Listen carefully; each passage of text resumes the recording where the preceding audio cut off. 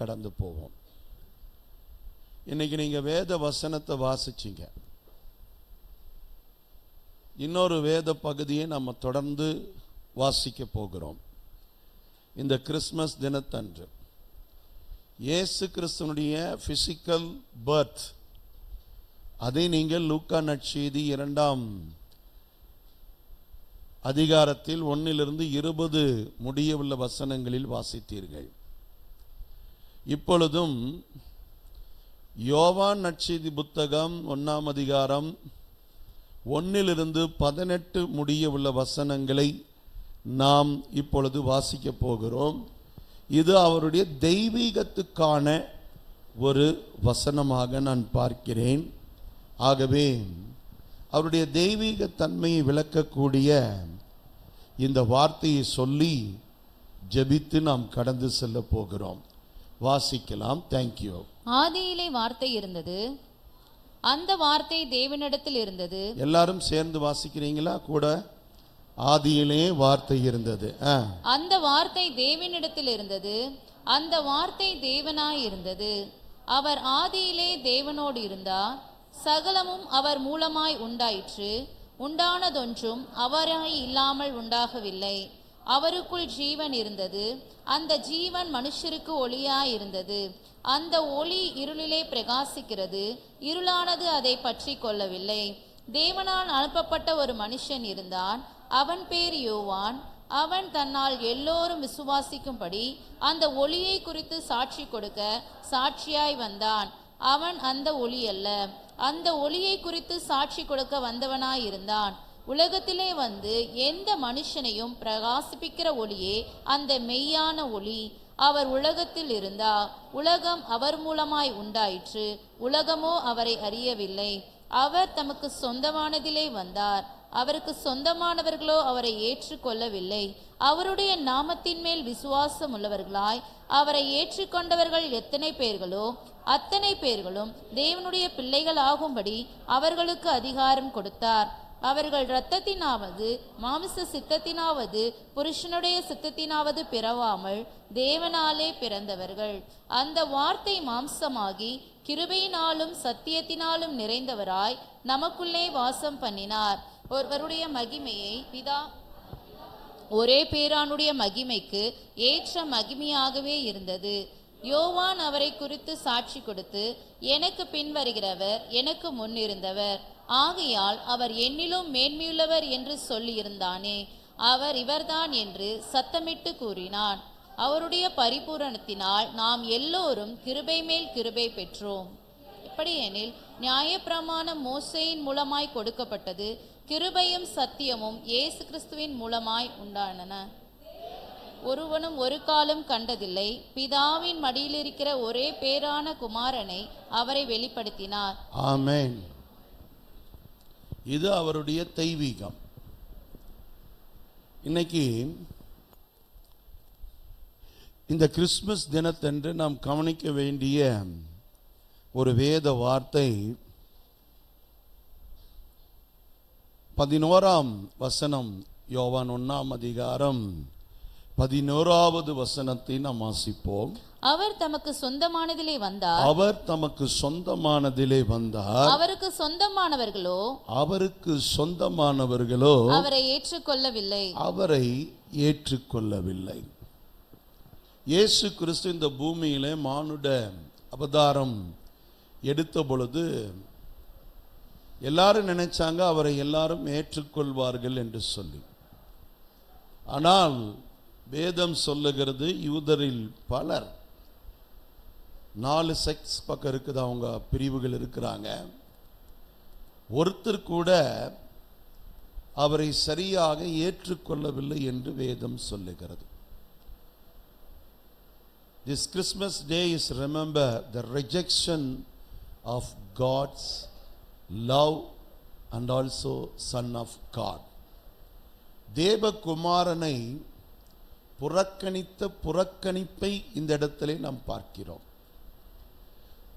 Christmas அப்படின்னா என்ன அப்படின்னா நிறைய பேர் என்ன நினைக்கிறாங்க அப்படின்னா இயேசு பிறந்தார். உண்மைதான்.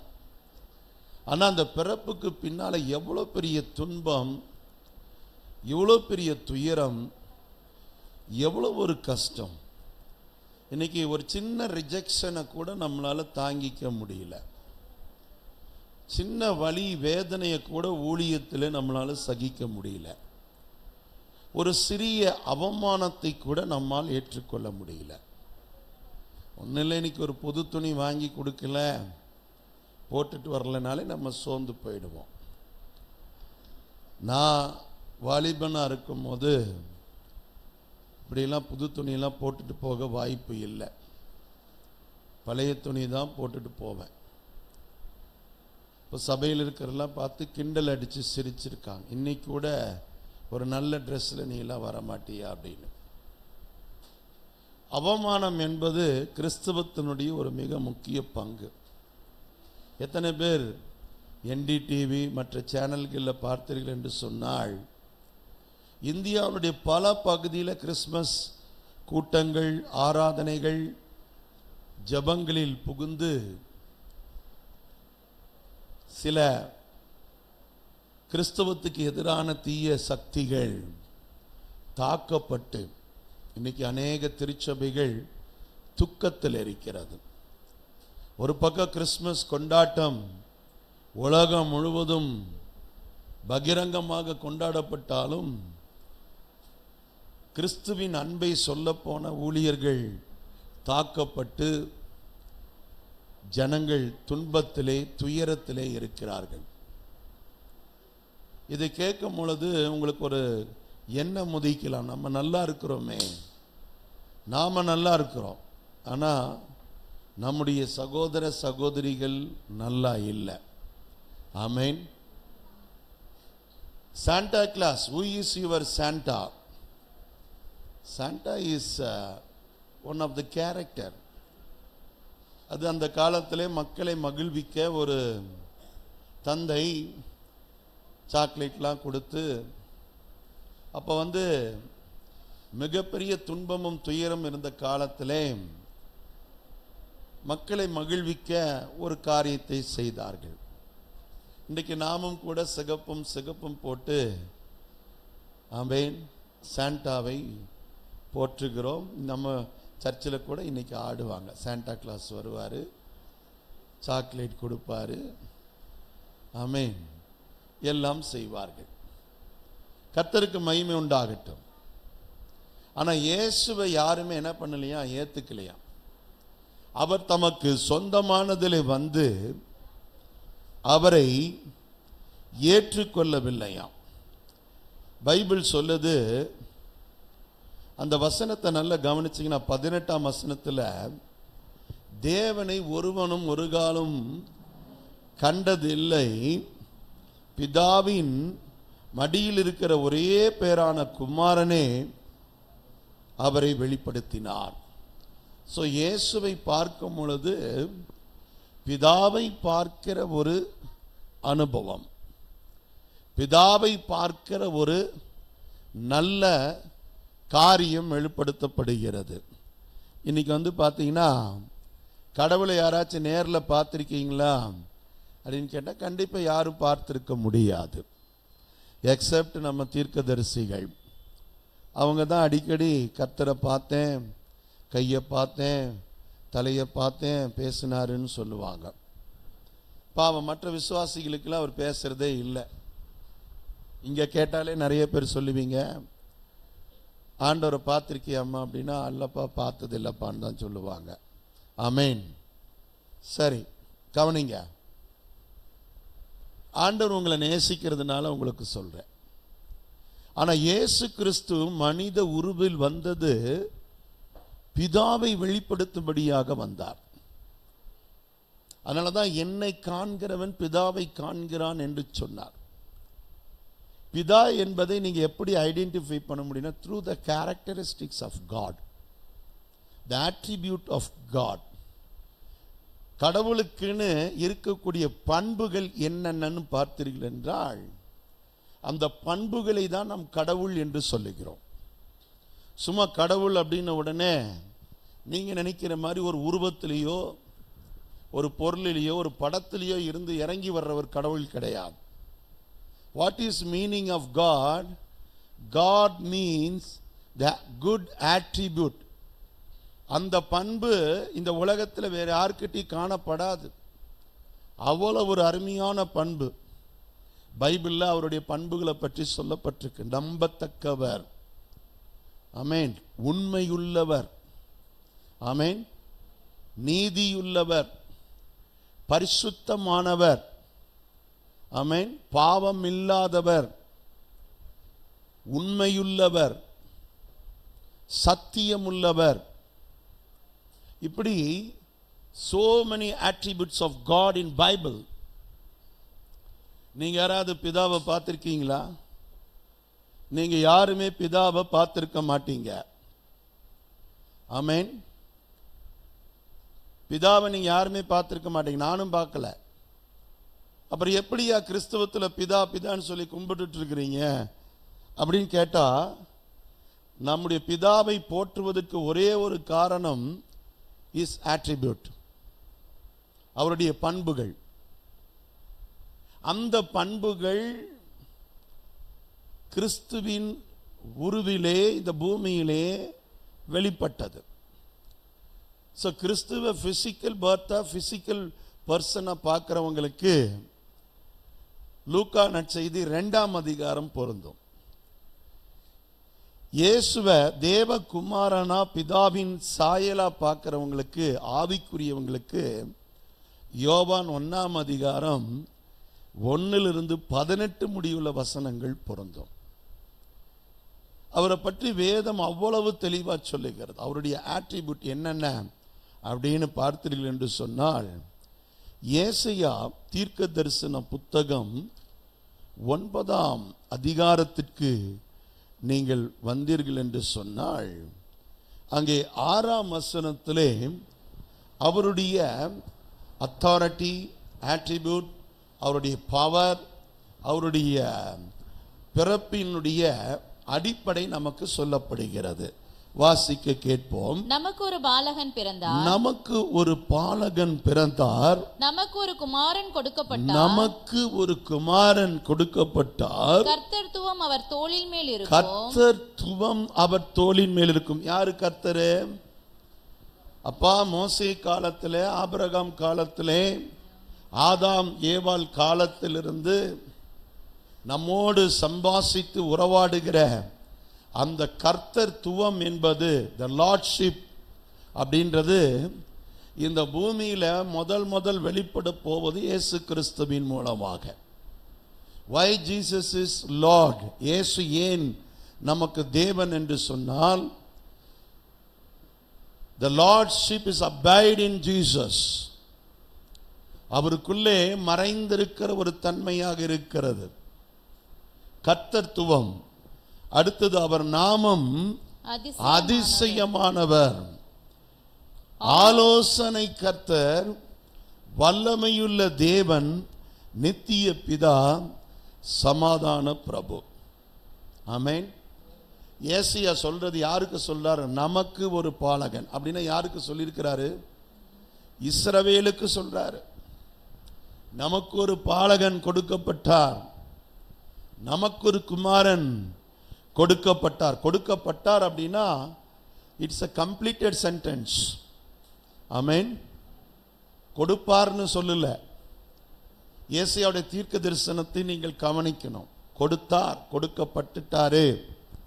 பிகாஸ் த ஃபாதர், கிறிஸ்து பிறக்கிறதுக்கு கிட்டத்தட்ட 400 வருடங்களுக்கு முன்பதாகவே இயேசுவினுடைய பிறப்பை அறிவிக்கிறார். இப்படி ஒருவர் வருவார், கர்த்தத்துவம் அவருடைய தோளின் மேல் இருக்கும், அவர் நாமம் அதிசயமானவர், அவர் ஆலோசனை கர்த்தர், அவர் வல்லமையுள்ள தேவன், அவர் நித்திய பிதா, அவர் சமாதான பிரபு எனப்படுவார். சார், அவர் பேர்லே சமாதான பிரபு. நல்லா புரிஞ்சுக்குங்க. இன்னைக்கும் கிறிஸ்துவர்கள் அடி வாங்கிட்டு அமைதியா இருக்காங்கன்னா ஒரே ஒரு காரணம் என்னன்னா, the attribute of God, தேவனுடைய பண்பு அடிக்கிறது அல்ல. ஆமென் சொல்லுங்க பார்க்கலாம். திருப்பி கொடுப்பது என்பது அல்ல. கிறிஸ்தவத்தினுடைய அடிப்படை ஆமென் அன்பை செலுத்துவது. அவர் பேரே சமாதான பிரபு.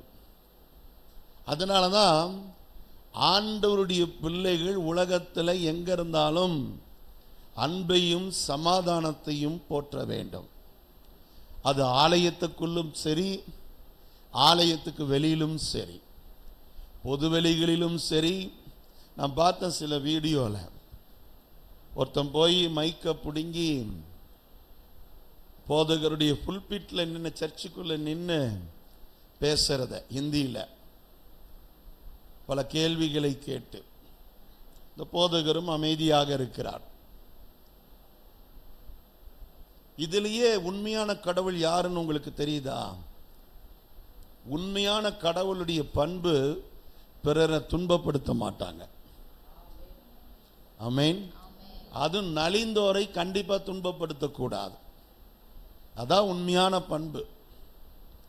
கிறிஸ்துவம் அப்படின்றது யாரையும் யாரும் அசிங்கப்படுத்தக்கூடாது, கேவலப்படுத்தக்கூடாது, யாரையும் யாரும் துன்பப்படுத்தக்கூடாது. இதுதாங்க உண்மையான கிறிஸ்மஸ். ஆமென். அப்போ நம்மளை அப்படி படுத்துறாங்க அப்படின்னா அது அவங்க வழிபடுகிற தேவர்களுடைய நேச்சர், அவ்வளவுதான். That is true. கிறிஸ்தவர்கள் அதை திரும்ப செய்யக்கூடாது. ஏன்னா நம்ம யாரை வழிபடுறோம்? சமாதான பிரபு. ஆமென். அல்லேலூயா. சமாதான பிரபுவை வழிபடுறவங்க சண்டை போடக்கூடாது, யுத்தம் பண்ணக்கூடாது, கோபப்படக்கூடாது, திரும்பி பேசக்கூடாது, எதிர்த்து பேசக்கூடாது. ஆமென். அவர் எப்படி இருந்தாரா? வாய் திறவாத ஆட்டை போல இருந்தாராம். ஏன்டா அவருக்கு வாய் திறக்கலன்னு எனக்கு இப்பதான் தெரியுது. அதுக்கெல்லாம் சேர்த்து அவர் பிள்ளைங்க ஒட்டுமொத்தமா திறந்துருதுங்க வாயை. ஆமென். அவருக்கே சொல்லுங்க, அப்பா உமக்கு தெரியாது, ஏசப்பா கொஞ்சம் அமைதியாரு, நீ தான் அமைதியா இருந்தனா எங்களையும் இப்படி போட்டு பாடாப்படுத்தாதீங்க, நாங்கள் கொஞ்சம் நாக்கு பிடிங்கிட்டு சாகிற மாதிரி 4 கேள்வி கேட்டுட்டு தான் போவோம் அப்படின்னு. கிறிஸ்தவர்கள் இன்றைக்கு எப்படி ஆயிட்டாங்கன்னா இயேசுவுக்கு சேர்ந்து பேசுகிற அளவுக்கு ஆயிட்டாங்க. அப்படி இல்லைங்க. 1 யோவான், அந்த யோவானில் 1 18 முடிவுல வசனங்களை வாசிங்கன்னா அவருடைய தெய்வீகம் கம்ப்ளீட்டா என்டையர் கிரைஸ்டினுடைய டிவைன் நேச்சர் என்னன்றது நமக்கு வெளிப்படுத்தப்பட்டிருக்குது. அவர் மாதிரி ஒரு அன்புள்ள தெய்வம் இந்த உலகத்தில் கிடையாது. ஆமென். சிலுவையில் அடித்து அவரை தொங்க விட்ட போது கூட பிதாவே இவர்களை மன்னியும், தாங்கள் செய்வது இன்னதென்று அறியாமல் செய்கிறார்கள் என்றார். That is a God's grace and graceful love. Amazing love. Amen. Amazing love இன்னைக்கு கிறிஸ்டியானிட்டியில் இருக்கானா? இல்லை. அட்ராசியஸ் லவ் தான் இருக்குது. ஆமென். அன்புன்ற பேரில் பிறரை துன்பப்படுத்துகிறோம், காயப்படுத்துகிறோம், பிறரை குறை சொல்கிறோம், பிறரை கஷ்டப்படுத்துகிறோம், பிறரை வேதனைப்படுத்துகிறோம் அன்புன்ற பேரில். கிறிஸ்தவம் என்பது அன்பே உருவானது. இயேசு கிறிஸ்துவின் தெய்வீகம் பாருங்க, தன்னிடத்தில் வருகிற எந்த மனிதனையும் பிரகாசிப்பிக்கிற மெய்யான ஒளியாம். யோவான் 1ஆம் அதிகாரத்தில் அந்த வசனத்தை வாசிங்க. அவர் ஒளியா இருக்கிறாரு. வாசிங்கம்மா. உலகத்திலே வந்து எந்த மனுஷனையும் பிரகாசிக்கிற ஒளியே, எந்த மனுஷனையும் பிரகாசிக்கிற ஒரு ஒளி இருக்குது. ஒளியே அந்த மெய்யான ஒளி. அந்த ஒளிதான் அந்த மெய்யான ஒளி. ஆமென். ஒளி என்ன செய்யும் சார்? ஒளி என்ன செய்யும்? ஆமென். ஒளி தன்னிடத்தில் வருகிற யாரையும் மறைக்காது. ஒளி தன்னிடத்தில் வருகிற யாரையும் மட்டுப்படுத்தாது. ஒளி தன்னிடத்தில் வருகிற யாரையும் புறக்கணிக்காது. ஒளி தன்னிடத்தில் வருகிற யாவரையும் அவமானப்படுத்தாது. ஒளியினுடைய தன்மை என்ன தெரியுமா? அந்த வெளிச்சம் பிறருக்கு பயன்படும்படி பயன்படும். இருட்டா இருக்குதுனாலே முதல்ல நம்ம எதை எடுக்கிறோம்? டார்ச் தான் எடுக்கிறோம். என்னைக்காவது அந்த டார்ச் லைட் அடிக்கும்போது அந்த டார்ச் லைட்டு உங்களை பார்த்து சிரித்து, ஏண்டா எவ்வளோ நாள் நான் இருக்கிறேன், பகலில் எவனுமே என்னை கண்டுக்க மாட்டேன்றீங்க, நைட்டானா மட்டும் இருட்டானா மட்டும் ஏண்டா என்னை தேடுறீங்கன்னு அந்த டார்ச் லைட் உங்களை பார்த்து கேட்டால் உங்களுக்கு எப்படி இருக்கும்? ஆமேன். நம்ம எப்போ தெரியுமா அந்த வெளிச்சத்தை மிஸ் பண்ணுவோம்? பேட்டரி சார்ஜ் போடாமல் வச்சிருவோம் பகலில்.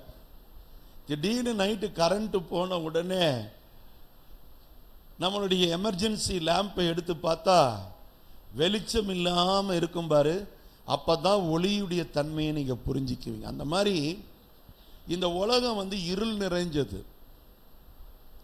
இந்த உலகம் இருள் நிறைஞ்சது. இந்த இருள் நிறைந்த இந்த உலகத்தில் கிறிஸ்தவர்கள் ஆண்டவர் எப்படி மாற்ற விரும்புகிறாரு? அவர் எப்படி ஒளியா இருக்கிறாரோ அந்த மாதிரி ஒளியின் பிள்ளைகளாக, மலையின் மேல் இருக்கிற பட்டணங்களாக கர்த்தர் உங்களை மாற்ற விரும்புகிறார். அப்படின்னா நீங்க மற்றவங்களுக்கு பயனுள்ளவங்க, நீங்க மற்றவங்களை புறக்கணிக்க கூடாது, நீங்க மற்றவர்களை வெறுக்க கூடாது. ஜாதியின் பெயரால், மதத்தின் பெயரால், இனத்தின் பெயரால், மொழியின் பெயரால், ஆமென், பிறரை வெறுக்க கூடாது. இன்னைக்கு பார்த்தீங்கன்னா சில மத வெறுப்புகள் இன்னைக்கு இருக்குது. இன்னைக்கு கிறிஸ்தவர்களை போய் தாக்குகிறார்கள். மத வெறுப்பு. கிறிஸ்தவம் வெறுப்பை விதைக்கல, கிறிஸ்தவம் அன்பை விதைக்குது. எனக்கு தெரியல மற்ற மார்க்கங்களை என்ன விதைக்குது அப்படின்னு. ஆமென். அன்பின் மார்க்கம்னு பேர் வச்சுட்டு எல்லா அட்ராசியஸ் ஒர்க்கும் பண்றதுக்கு பேரு நிச்சயமா அது அன்பின் மார்க்கமா இருக்க வாய்ப்பே கிடையாது. ஆமென். என்னுடைய பிதாவினுடைய நேச்சரை நான் எக்ஸ்போஸ் பண்ணணும். That is Christianity. What is Christianity அப்படின்னு கேட்டால், we expose and express the real God's nature. கடவுளுடைய தெய்வீகத்தை, எங்க தெய்வீகம் என்னன்னா கடவுள் எங்களுக்கு கொடுத்திருக்கிற தெய்வீகம் இதுதான். இதை எக்ஸ்போஸ் பண்றது தான் எங்களுடைய கிறிஸ்தவம். இதை எக்ஸ்போஸ் பண்றதுக்கு தான் கடவுள் உங்களை என்னையும் பிள்ளையாக வைத்திருக்கிறார். இல்லப்பா நாங்களாம் கத்தி எடுத்துட்டு வருவோம், கட்டையை எடுத்துட்டு வருவோம், ஆயுதம் எடுத்துட்டு வருவோம்னா அது உங்க காட் உங்களுக்கு கற்றுக் கொடுத்ததுன்னு நான் நினைக்கிறேன். உங்க மார்க்கமும் உங்க மதமும் இன்னைக்கு உங்களுக்கு கற்றுக் கொடுத்தது நீங்க செய்கிறீங்க. அதான் உண்மை. நல்லதை போதித்திருந்தால், நல்லதை கற்றுக் கொடுத்திருந்தால் அந்த குழந்தைங்க நல்லதை செய்யும். ஆனா கற்றுக் கொடுக்கப்பட்டதே violence. Christianity is not a violent religion. உலகத்திலே மிகப்பெரிய சோசியல் கம்யூனிஸ்ட் நாடு Russia.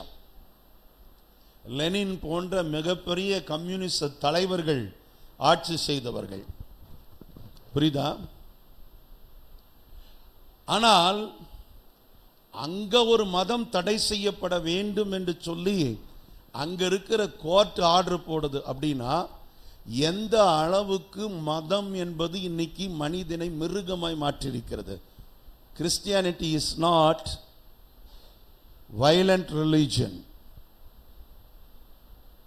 Christianity is not a violent religion.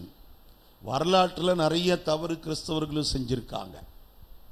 சிலுவை போர் அப்படின்ற பேர்ல ஏகப்பட்ட பேர் மடிந்து, லட்சங்கள் மடிந்தார்கள். வருத்தத்துக்குரியதுதான். யாரால இன்னைக்கு கிறிஸ்தவத்துக்கு பேர் கெட்டு போகுது தெரியுமா? இந்த அறகுறையா பைபிளை படிச்சுட்டு, அறகுறையா வேதத்தை தெரிஞ்சுக்கிட்டு, நானும் கிறிஸ்தவன் ஆடிட்டு இருக்கிறான் பாரு, அவனால தான் இன்னைக்கு பேர் கெட்டு போகுது. நம்ம சபை விசுவாசிகளுக்கு சொல்ல, நான் மற்றவங்களுக்கு கூட சொல்லலை, எப்பொழுதும் கிறிஸ்துவின் அன்பை பிரதிபலியுங்கள். உங்க வீட்டில் கணவன் மனைவிக்குள்ளேயே கிறிஸ்துவின் அன்பு இல்லை. கணவன் பார்த்து என்னம்மா எப்படிம்மா இருக்கிறேன்னு கேட்டா அப்படியே அது பார்க்குது, ஏதோ ஆயுள் தண்டனை கைதியா இருந்து வெளியே வந்த மாதிரி. ஆமேன். கணவன் மனைவிக்குள்ளேயே கிறிஸ்துவின் அன்பு இல்லை. நீங்க கிறிஸ்மஸ்க்கு புது ட்ரெஸ் போட்டு என்ன பிரயோஜனம்? கேக் வெட்டி என்ன பிரயோஜனம்? சாண்டா கிளாஸ் ட்ரெஸ் போட்டு வந்து என்ன பிரயோஜனம்? சாக்லேட் கொடுத்து என்னக்கா பிரயோஜனம்? நீ சொல்லு.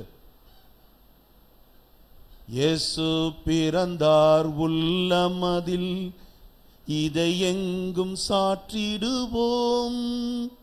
அப்புறம் என்ன வரி அதுக்கு மேல? எப்பா பாட்டு வரி கேட்ட சொல்ல மாட்டேன்றீங்க. மேன்மை வெறுத்தார், தாழ்மை தரித்தார். உண்மையாலுமே கிறிஸ்துவ வாழ்க்கையில நான் ஒரு தியாகியா வாழ்றேன்றவங்க மட்டும் கரங்களை உயர்த்துங்க. பாஸ்டர் நான் ஒரு தியாகின்னு சொன்னா கரங்களை உயர்த்து. நீ தியாகி அல்ல, துரோகி. ஒரு ஆள் கூட கை தூக்கல, தியாகின்னு கை தூக்குனா. ஆமேன். பக்கத்தில் உட்கார்ந்துருக்கீங்களே, நேசிக்கிறீங்களா? ஒருத்தர் அன்பு செய்றீங்களா? பாசமா இருக்கிறீங்களா? உங்களை தான்க்கா கேட்குறேன். ஏதோ பாஸ்ட் கிறிஸ்மஸ் அன்னைக்கு வந்து கேக்கு கொடுப்பாருன்னு வந்திருக்கீங்களே, முதல்ல இந்த கேக்கை சாப்பிடுங்க. கிறிஸ்மஸ் தினம்ன்றது கந்தை துணியோ கர்த்தருக்கு கடும் ஏழை கோலமதோ, விலையேற பெற்ற உடை அலங்கரிப்பும் வீணாசையும். நைட்டோட நைட்டு சட்டையை தச்சு வாங்கிட்டு வந்து டெய்லர் தூங்கிட்டேன் போயிட்டேன் முடியாதுன்னு சொன்னாலும், ஐயோ 24ஆம் தேதி சாயங்காலம் நீங்க நைட்டு 12 மணிக்குள்ளையாவது கொடுத்துருங்க எனக்கு, இல்லைன்னா 4 மணிக்காவது வந்து நான் கதவு தட்டுறேன், அக்கா எப்படியாவது தைச்சு கொடுத்துருங்க. எங்க சர்ச்சைக்கு போகும்போது புது துணியோட தான் நான் போகணும், இல்லைன்னா எங்க மக்கள் எல்லாம் என்ன ஒரு மாதிரி பார்ப்பாங்கன்னா. என்ன சார் கிறிஸ்மஸ் அது? ஆமேன். அதுல பாருங்க, விலையேற பெற்ற உடை அலங்கரிப்பும் வீணாசையும் நமக்கே, வீணாசையும் நமக்கே. புருஷங்கிட்ட சண்டை, எப்படியாவது கிறிஸ்மஸ்க்கு நீ துணி எடுத்து கொடுத்துரு. நடக்கிறதே வேற. சரி 1000 ரூபாய்க்கு எடுத்துக்கப்பா, 1500 ரூபாய்க்கு எடுத்துக்கப்பா. முடியாதியா, சிலுவை போர் வீட்டில் நடக்கும். ஏம்மா தீபாவளிக்கு போய் அவ்வளோ ஆஃபரில் எடுத்த, ஆடி தள்ளுபடிக்கு போய் எடுத்த. புருஷனுக்கு தெரியும் பட்ஜெட் என்னான்னு. இவளுக்கு கிறிஸ்மஸ்க்கு டோர் ஓப்பன் பண்ணா அடுத்து இந்த பொண்ணு என்ன பண்ணும், நியூ இயருக்கு கேட்கும். நியூ இயருக்கு ஓகே பண்ணா அடுத்தது எதுக்கு போகும், பொங்கலுக்கு கேட்கும். ஆமேன். பொங்கலுக்கு ஓகே பண்ணா அடுத்து ஓணத்துக்கு கேட்கும், அடுத்தது தமிழ் வருடப்பிறப்புக்கு கேட்கும். இப்படி ஒன்னொன்னா கேட்கும் நம்ம பிள்ளைங்க. பசங்களும் அப்படிதான். பசங்க கிட்ட ஒரு நல்ல பழக்கம் என்னன்னா, இருந்தா போட்டுக்குவானுங்க, இல்லைனாலும் வாங்கி போட்டுக்குவானுங்க, அவ்வளோதான். ஆமேன். சார் கிறிஸ்துமஸ் அப்படின்றது பிறரை நேசிக்கிற தினம், பிறருக்கு உதவி செய்கிற தினம், பிறரை வெறுப்ப மறந்து. உங்க சபையில் இன்னைக்கு நம்ம சபையில் வெறுப்ப மறந்து நான் எல்லாரையும் உண்மையா நேசிக்கிற, இன்னையிலிருந்து நேசிப்பேன்னு சொல்றவங்க மட்டும் உங்க கரங்களை உயர்த்துங்க. நல்ல கரங்களை உயர்த்துங்க பார்க்கட்டும்.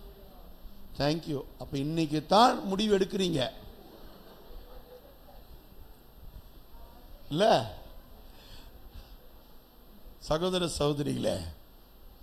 ஏதோ பாஸ்ட் விளையாட்டுக்கு பேசுறேன்னு நினைக்காதீங்க. நைட்டெல்லாம் எனக்கு தூக்கம் இல்லை, இயேசு பிறக்கிறாருன்னு. ஆமேன்.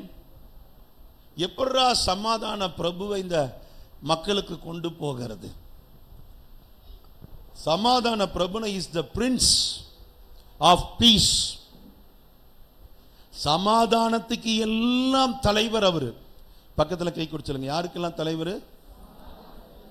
அப்படிப்பட்ட சமாதானத்துக்கெல்லாம் தலைவராய் இருக்கிற இயேசுவை ஆராதிக்கிற நீங்களும் நானும், அல்லேலூயா அல்லேலூயா, WWF போட்டுட்டு இருந்தா எப்படி இருக்கும்? ஒருத்தரை நேசிங்க. பக்கத்தில் கை கொடுத்து சொல்லுங்க, அக்கா சகோதரி உங்களை நான் ரொம்ப நேசிக்கிறேன். அன்பா இருக்கிறேன். இது இந்த இன்னைக்கு கிறிஸ்துமஸ் தினத்தன்று மட்டுமல்ல, இந்த வருடம் முழுவதும் நீங்க அப்படி இருக்கணும். அல்லேலூயா, அல்லேலூயா. கர்த்தருக்கு மகிமை உண்டாகட்டும். அல்லேலூயா. சில நேரத்தில் நம்முடைய எண்ணங்கள் அப்படி மாறிடுது. இன்னைக்கு எல்லாத்துலேயும் நல்ல சாப்பாடு இருக்கும், சந்தோஷம். நான் சாப்பாடு போட்டுட்டு இருந்த போது என்கிட்ட சொன்னாங்க, வருஷத்துக்கு ஒரு நாள் கூட என் மனைவி கையில் என்ன சாப்பிட விட மாட்டேன்றீங்க. விட்டுட்டேன், எனக்கு என்னன்னு விட்டுட்டேன். இப்போ ஆமென். கண்டிப்பா அடுத்த வருஷம் சொல்லுவீங்க, எனக்கு மனைவி சாப்பாடெல்லாம் வேண்டாம், சபையில் எங்க பாஸ்டர் சமைக்கிறதே போதுன்னு சொல்லுவீங்க. அல்லேலூயா. சிஸ்டர், ஒரு வசனத்தை வாசிச்சிங்கன்னா நான் பிரசங்கத்தை முடிக்கட்டும். ஏன்னா நிறைய ஆவலோடு உட்கார்ந்துருக்கீங்க. மீகா 5:2 நீங்க எடுத்து வாசிச்சிங்கன்னா மிகவும் ஆசீர்வாதமானதாக இருக்கும். வாசிங்க பார்க்கலாம். எப்பிராத்தா என்னப்பட்ட பெத்லகேமே, எப்பிராத்தா எனப்பட்ட பெத்லகேமே, நீ யூதேவில் உள்ள ஆயிரங்களுக்குள்ளே சிறியதாயிருந்தும், நீ யூதேயாவில் உள்ள ஆயிரங்களுக்குள்ளே சிறியதாயிருந்தும், இஸ்ரவேலை ஆளப்போகிறவர், இஸ்ரவேலை ஆளப்போகிறவர் உன்னிடத்திலிருந்து புறப்பட்டு என்னிடத்தில் வருவார், என்னிடத்தில் வருவார். அவருடைய புறப்படுதல் அநாதி நாட்களாகிய பூர்வத்தினுடையது. வானம் தோன்றதுக்கு முன்னால, பூமி படைக்கப்படுவதற்கு முன்பதாக, மனிதர்களை கர்த்தர் படைப்பதற்கு முன்பதாக, மிருக ஜீவன்கள் உலகத்தில் உள்ள அனைத்தையும் படைப்பதற்கு முன்பதாக கிறிஸ்துவனுடைய பிறப்பு என்பது அநாதி நாட்களில் அது பூர்வத்தினை உடையதாயிருக்கிறது. தம்பி, தங்கச்சி, நீ நினைக்கிற மாதிரி இயேசு 2000 வருஷத்துக்கு முன்னால வந்தாரு. இப்ப இருக்கிற ஒரு சில அறிவிலிகள் அப்படிதான் நான் சொல்லுவேன். எப்ப இயேசு பிறந்தாரு? உங்க சாமி எப்ப வந்துச்சு? உங்க சாமி இப்ப 2000 வந்தாரு. அடே, அநாதி என்றால் வானம் பூமி எதுவுமே உண்டாகிற காலத்துக்கு முன்னாலேயே கிறிஸ்துவனுடைய பிறப்பு என்பது தீர்மானிக்கப்பட்டது. ஆமென்.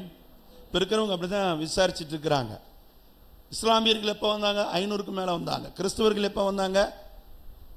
கிமு 4, அதுக்கப்புறம் தான் கிபியிலேருந்து ஆரம்பிக்குது அப்போ கிறிஸ்துவின் பிறப்பு. ஆனால் கிமு 4, அதுலேருந்து நீங்கள் கணக்கு வச்சுக்கலாம். அந்த 400 இயர்ஸ் சைலண்ட் இயர்ஸ்.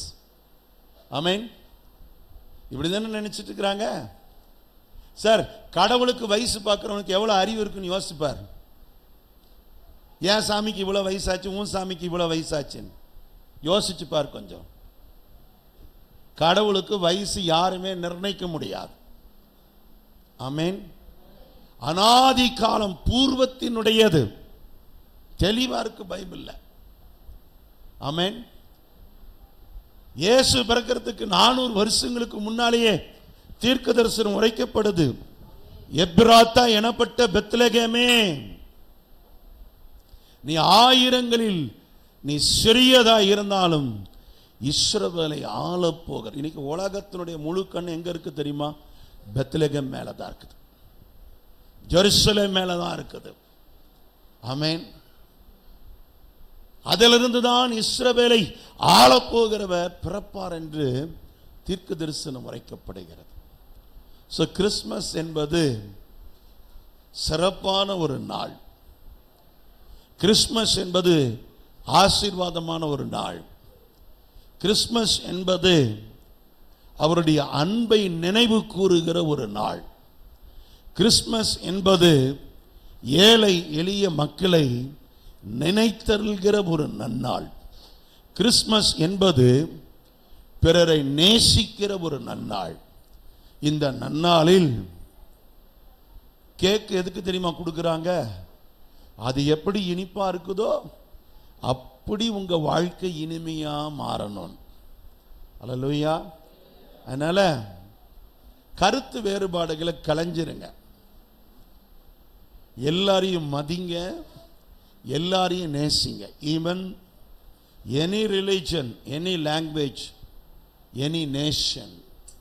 ஆமென். கிறிஸ்தவத்துக்கு மொழி, இனம், ஜாதி, மதம் என்பது கிடையவே கிடையாது. கிறிஸ்தவம் அனைவரையும் நேசிக்க வேண்டியது. யாரோ செய்கிற தவறுனாலே நீங்கள் வெறுப்பை வளர்த்து கொள்ளாதீர்கள். ஆமென். இப்போ நடக்கிற சம்பவங்கள் எல்லாம் பார்த்து உங்க மனசில் ஒரு வெறுப்பு வரும். ஐயோ இப்படி பண்றாங்களே. ஆமென். அவர்களுக்காக ஜெபியுங்கள், அவர்களை நேசியுங்கள். உங்களால் இயன்ற உதவியை அவர்களுக்கும் செய்யுங்கள். அல்லேலூயா. எல்லாம் நன்மையாக நடக்கும். Wish you happy Christmas, advanced wishes, happy new year. நம்ம எல்லாரும் எழுந்து நாம ஜெபிக்க போகிறோம். பரிசுத்த ஆவியானவர் நமக்கு உதவி செய்வாராக. ஆமென்.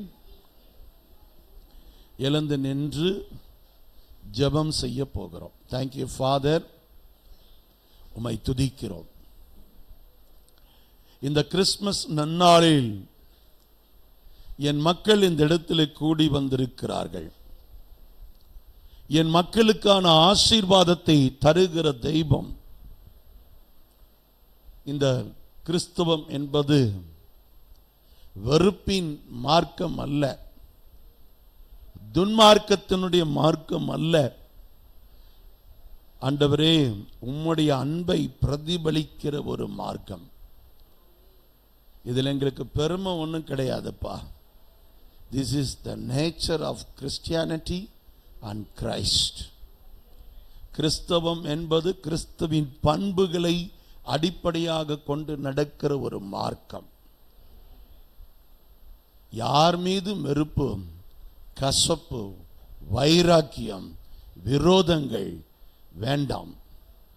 எல்லாரையும் நேசிக்கிற மனப்பக்குவத்தை என் மக்களுக்கு தாரும். கணவன் மனைவிக்குள்ள ஒரு அன்பு ஐக்கியம், ஒரு மனம் இயேசுவின் நாமத்தில் உண்டாகட்டும். இந்த ஒரு மனத்துக்கு எதிராக போராடுற எல்லா பொல்லாத ஆவிகளை நாங்கள் கட்டி ஜெபிக்கிறோம்.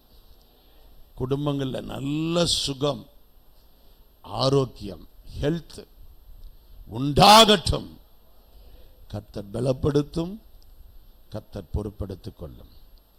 இயேசுவின் நாமத்தில் ஜெபிக்கிறேன் நல்ல பிதாவே.